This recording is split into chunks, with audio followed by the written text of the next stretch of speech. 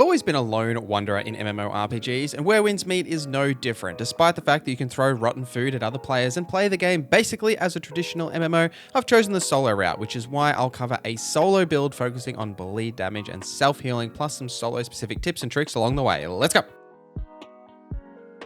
Where Winds Meet is a free-to-play action-adventure game out now. If you want to download and jump in with me, click the link below. Thanks to Everstone Studios for sponsoring this video. What's really great about this build overall is that it essentially can come together with most of the pieces very early in the game, well before you reach the Kaifeng region, and you can kind of continue to develop it from there as more things become available to you, like different regions to unlock different inner ways and different mystic arts, etc. But let's start with the weapons. Now, firstly, we're using the strategic sword for melee DPS. What's great about this weapon is that you can add bleed stacks to the enemy for bleed damage, but with the actual martial arts, you can dump those bleed stacks for additional damage. So the ways that you can trigger that bleed damage is via a charged attack. Now, you will hold down that charge button, do that charge attack, and then you can actually follow up with the inner track slash for more stacks and an insane amount of additional damage. And then when you've got 5 bleed stacks on the target, you can then dump that with the inner balance strike, the other martial skill. And when the target has those 5 bleed stacks, it will consume them for a damage bonus on that dump. So essentially the rotation here is using those charge attacks, the inner track slash, and your basic combos, building up those bleed stacks, which you can track on their health bar, and then dumping those stacks via those abilities.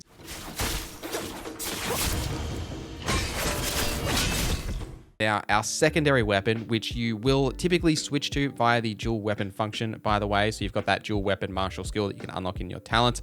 When you have done this, definitely you want to switch your weapons using this rather than manually, because it's so much quicker. You get rid of that animation of switching weapons and it actually attacks for you. The reason you want to use it in this case is because the dual weapon skill for the healing fan that we are using will actually heal you when you switch to it, which is the main reason that we're using this fan as our secondary weapon. Because when you play solo, and just generally anyway, sometimes you don't want to stop attacking, or you can't stop attacking to, use that animation for your healing powder. So having your secondary weapon as a healing option is fantastic for solo play, just to top you up, even if you do run out of powders. Now, the dual weapon skill here will actually heal you, but then you've got the 2 martial arts skills that will both heal you when they are used as well. So you're essentially using this and then using the healing fan, which is a ranged DPS, mostly for the healing aspects, just to keep yourself topped up in fights, and then switching back to the strategic sword and using that as like your main damage dealer. Now, once you have unlocked the Kaifeng region, you could actually switch out the healing fan to the healing umbrella, which is a bit more support focused and can increase your overall damage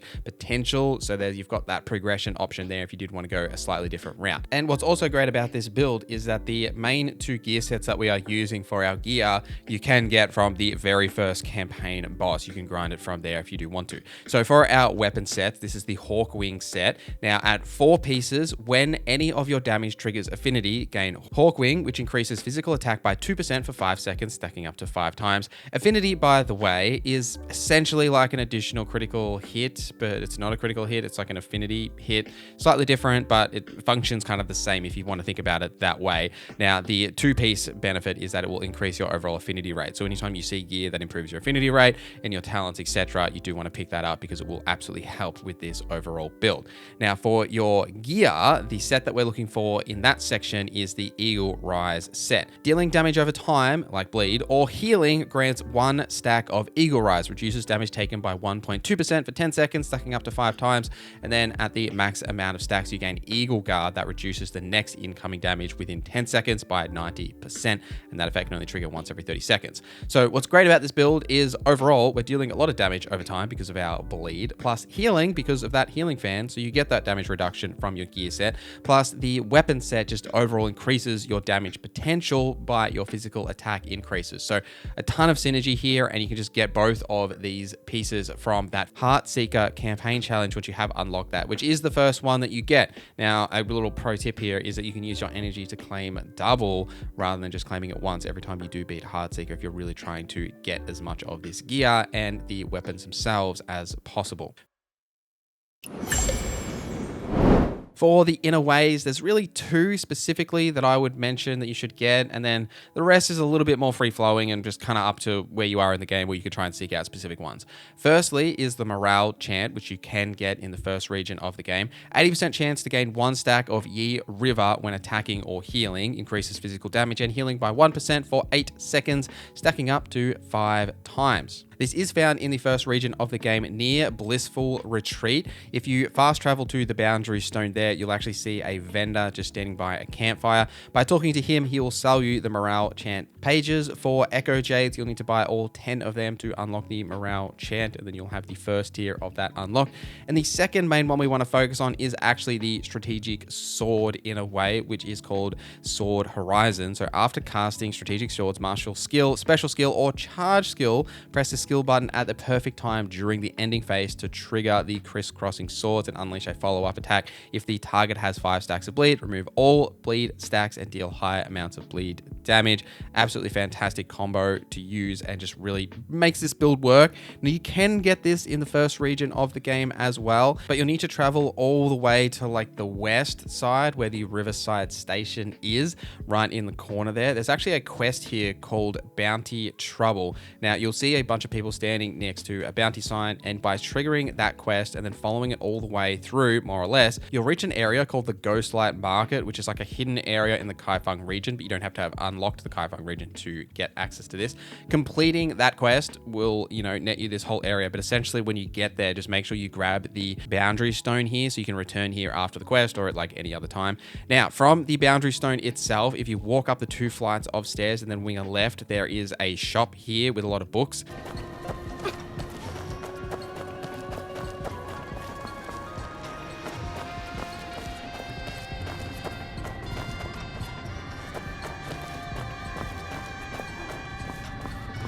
So there really is a long-lost secret tome?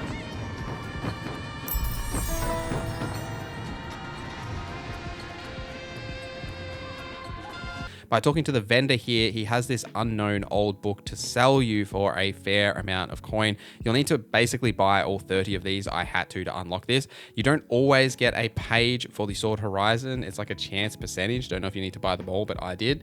And once you have bought all of these, you'll then unlock the Sword Horizon, and you've got basically the main 2 inner ways that you need. Now, other than that, I am using Adaptive Steel to gain a martial effect based on the current weapon. Because I'm using a sword, it gives me a 10% chance to apply 1 bleed stack to the target when dealing affinity damage, and I'm using Invigorated Warrior to increase all damage and healing done by 5%. The effect is disabled if I do take damage, so hopefully I can avoid taking damage. For the Mystic Arts, I mostly stick to the puzzle arts here, specifically because of the way you can use them in combat to interrupt boss attacks and other attacks in general. However, I am a fan of the Dragon's Breath, which does add like a fire burn effect to enemies when you do hit them. It's also a great AoE to use as well. Now this, you will need to have unlocked the Kaifeng region. Now in Kaifeng, in the fairgrounds, if you enter like the main fairgrounds building and wing a left, there are 2 NPCs that are talking to each other. Now you just need to follow that conversation through. One of them will leave and then they will travel to a different location. That location is actually to the west. Now before you go to that location, you will need to pass time till about 11 o'clock on the next day, and he will then be standing at this location on the map where I am. You can see him sort of standing below, and you'll need to use the Celestial Seas skill to steal a specific book from him and then take that back to the first vendor, hand that book in, and they will teach you the Dragon's Breath Mystic skill, which is absolutely fantastic to use in combat. All right, a couple of tips to close us out here. So firstly, I wanted to discuss like the whole playing in solo thing. Is it really a good idea? Does it really affect anything? Not really, but there is a couple of things to be aware of. There are some online specific currencies like the adventure points that you will only get in like the online modes. Plus, the one that is maybe a little bit annoying is that if you are doing any of these sword trials where you can say get a smart assist or group up, you actually get half the amount of rewards by using a smart assist where you're matching up with AI compared to grouping up with co-op players. So if those rewards are specific and you're doing them not just for that first completion, you're doing them like on repeat to either get those rewards specifically, then you probably want to do it via the group up because the rewards are just more. Generally though, like the main campaign and open world exploration should be done in solo mode. It's it's not really available in co-op anyway, and there isn't much of a reason to. And something I did want to mention is that the difficulty setting, whether it be story, recommended, expert, etc., doesn't affect any of the rewards, experience, etc. you get. So it's really up to you what difficulty you want to play on. But when you are playing in solo, you will need to make sure you are crafting things like those healing powders and being a bit more self-reliant. Make sure you're exploring the world and like collecting all the oddities and things that I talked about in my other videos, which I will link here for you if you do want to watch them. And do make sure that you're using your energy and collecting those rewards, claiming double if you aren't going to be using energy on specific days. And outposts overall are just really a great source of quality gear in like the very early game, and then like specific boss rushes if you're chasing certain gear sets as you kind of get to those high levels, like above 41 when you unlock tuning. And then, you know, you can start tuning your gear and really chasing those like passive effects like the affinity damage we were talking about and those kind of things to just increase your overall effectiveness and improve your combat potential. But let me know any tips and how you would develop this build in the comments down below. Thank you to Everstone Studios for sponsoring this video. Do click the link in the description if you want to join me in Where Wins Meet. Thank you guys for watching this video till the end. Thank you to our members for supporting the channel. My name is Norza, and I hope you have a great day.